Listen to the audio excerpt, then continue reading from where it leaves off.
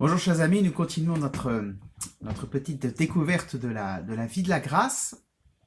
On était resté sur une note un peu triste dans la vidéo d'hier, puisque nous avons constaté la perte de cette grâce de départ des premiers parents, le fameux péché originel qui enlevait à l'homme sa justice et sa justice originelle et sa sainteté originelle. Voilà, l'homme était réduit à sa nature, et une nature qui n'était plus, même plus la nature telle que voulue par Dieu, mais une nature qui avait été tordue, abîmée dans ses tréfonds par le péché. Et donc, ce qui faisait que ce que le Concile de Trente va dire avec beaucoup de précision, en fait, eh bien, en fait, aucun homme ne pouvait plaire à Dieu. Mais, alors, il y a ceux qui ne savaient pas comment plaire à Dieu, donc c'est les païens, mais même, finalement, ceux qui essayaient de suivre la loi que Dieu avait donnée par Moïse, en fait, ils étaient incapables de la vivre vraiment, parce que d'une certaine manière, voilà, ils n'avaient pas la puissance pour le faire. Ce que va très très bien dire Paul dans la lettre aux Romains, il va très vite pointer son opposition justement entre la grâce ou la foi et la loi. C'est pas que la loi est mauvaise, c'est que ça sert à rien de dire voilà ce qu'il faut faire si on n'a pas en nous la force nécessaire pour le faire. Or, la problématique de fond, c'est que c'est pas parce qu'on a reçu la loi qu'on arrive à la vivre. Et c'est ce que Jésus va révéler. Il va révéler que les Juifs pouvaient se sentir supérieurs aux païens parce qu'ils avaient la loi qui venait de Dieu, mais pour autant, ils ne vivaient pas la loi. Pour autant, ils n'arrivaient pas à vivre ce qui était le fondement de la loi, ce qui était cet amour miséricordieux, qui est l'origine de la loi, puisque la loi est donnée par Dieu comme étant un guide pour vivre cette plénitude de l'amour, pour vivre pleinement les deux commandements, hein, aimer Dieu, aimer son prochain. Mais en fait, concrètement, ça ne marchait pas. Concrètement, on n'y arrivait pas.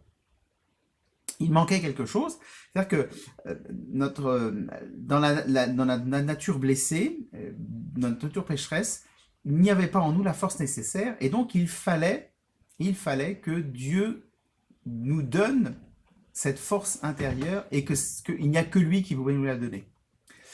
Et donc c'est tout le cœur de la foi chrétienne, c'est l'homme a été sauvé, non pas par ses propres mérites, mais par la grâce gratuite de Dieu. Le fond, c'est que quand le Christ vient dans le monde, personne ne mérite le salut.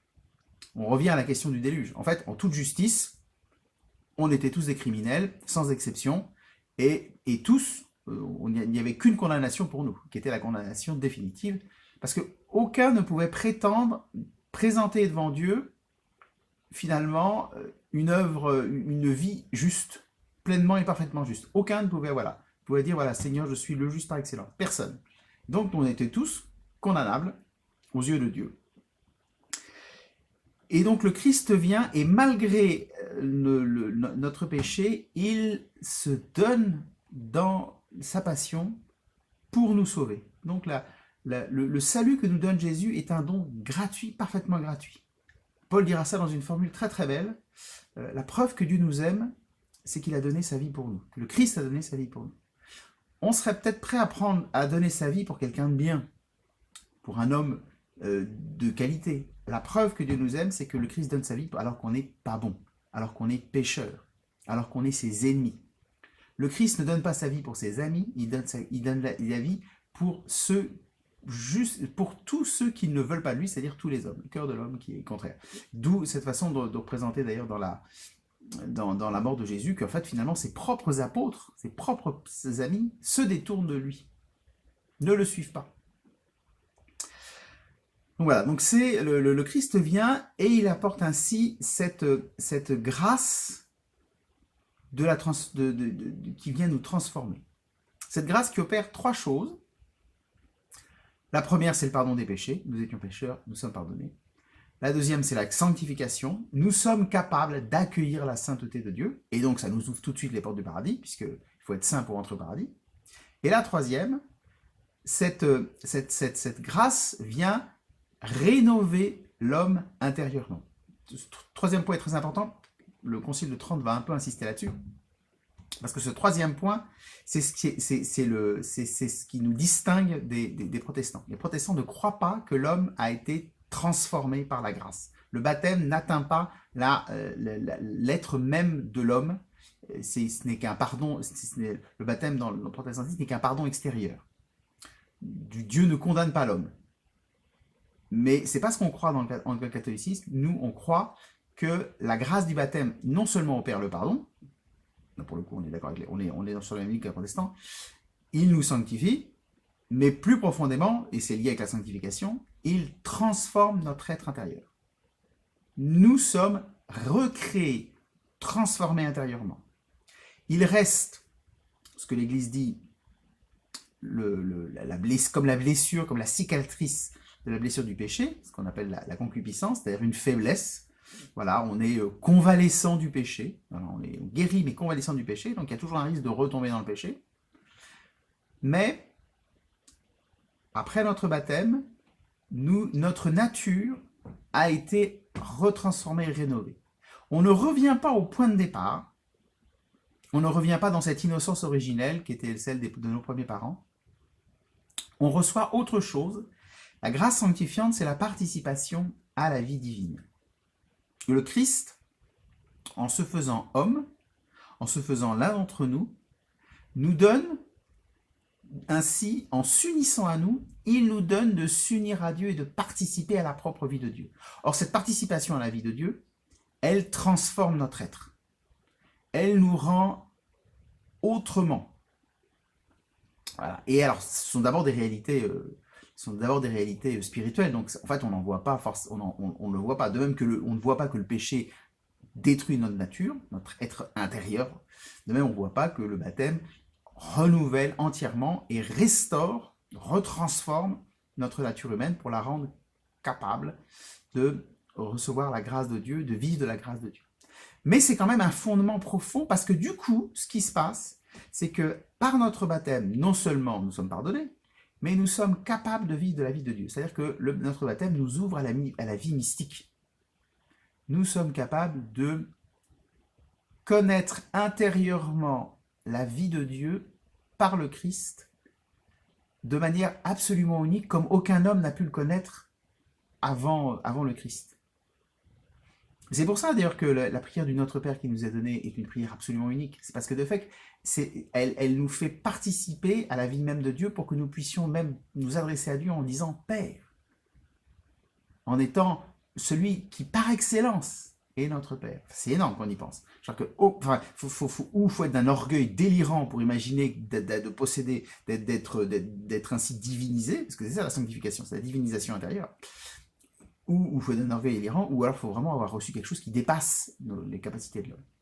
Et ainsi, cette vie-là, elle permet à l'homme de connaître intérieurement Dieu et d'entrer ainsi dans la vie mystique. Finalement, la vie de prière, qui est cette façon dont intérieurement mon être habite la présence de Dieu, mon être adore Dieu et rentre et rentre en Dieu, connaît Dieu, ça c'est le don, le grand don du baptême.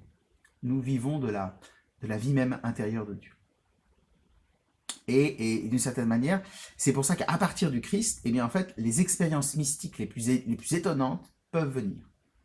Et alors, on est toujours un peu surpris, effectivement, de voir Mais d'une certaine manière, les expériences mystiques ne sont que des conséquences de ce qui est déjà fait. C'est-à-dire que chez les mystiques, le fait que tout d'un coup de pouvoir rayonner, d'avoir des stigmates, de pouvoir être saisi par l'amour de Dieu, de s'élever du sol, voilà, ça c'est des choses qui sont assez connues dans le monde mystique. En fait, ce sont que des conséquences de ce qui est caché et que nous avons tous, qui est ce que nous pouvons vivre de la vie de Dieu. Intérieurement, nous connaissons Dieu. Nous sommes saisis dans cette adoption qui vient nous mettre en lien direct avec Dieu. Et alors ça, c'est unique, parce qu'aucune religion ne propose l'accès direct avec Dieu. Aucune religion ne propose ainsi de connaître Dieu dans l'intimité même qu'est Dieu. Et c'est pour ça que la révélation chrétienne va révéler, en fait, ce qui était impossible à connaître. l'identité même de Dieu dans sa réalité trinitaire. La réalité trinitaire, pour ça, il faut être intérieur à Dieu pour comprendre la réalité trinitaire. C'est parce que c'est ce que va nous donner le Christ. Vivant de la vie, de la vie du Christ, vivant de la connaissance intérieure du Christ qu'il a de son Père, nous commençons à connaître le mystère même de Dieu. Nous voyons, se dévoile devant nous, en nous, le mystère même de Dieu. C'est pas étonnant que, d'une certaine manière, que à la fois la dimension trinitaire de Dieu est en dehors de tout ce que l'homme peut comprendre.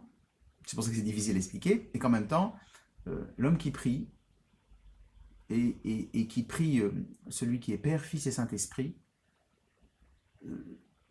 sent, comprend intérieurement de tout son être que Dieu est un et trine. Voilà, c'est ça ce que va nous donner la grâce du baptême. Donc retenez que pour nous, le baptême, voilà, nous pardonne de nos péchés. Généralement, c'est plutôt ça qu'on a en tête. Ça nous pardonne de nos péchés. Ça nous sanctifie. Ça nous rend cette justice et cette sainteté originelle. Et c'est surtout ça le point important, ça nous rénove intérieurement. Nous pouvons nous dire fils de Dieu et nous le sommes vraiment dans le Christ Jésus. Nous avons été associés au Fils éternel parce que nous sommes membres de son corps. Donc c'est cette réalité mystique absolument unique et nouvelle qui se réalise en nous. Cette adoption-là qui nous fait membres du corps du Christ qui est l'Église. Et c'est pour ça que le baptême nous fait membre de l'Église. Non pas membre de l'Église comme membre d'une institution, mais membre de l'Église comme membre de ce qu'est vraiment l'Église, c'est-à-dire le Christ lui-même. Parce qu'il y a entre deux, comme dit Jeanne d'Arc, de ce qui est du Christ et de l'Église, en fait, on parle de la même chose. On est dans, en fait, on est dans la même dimension, puisque le Christ épouse l'Église et vous savez que c'est le principe du mariage, ils ne font plus qu'une seule chair.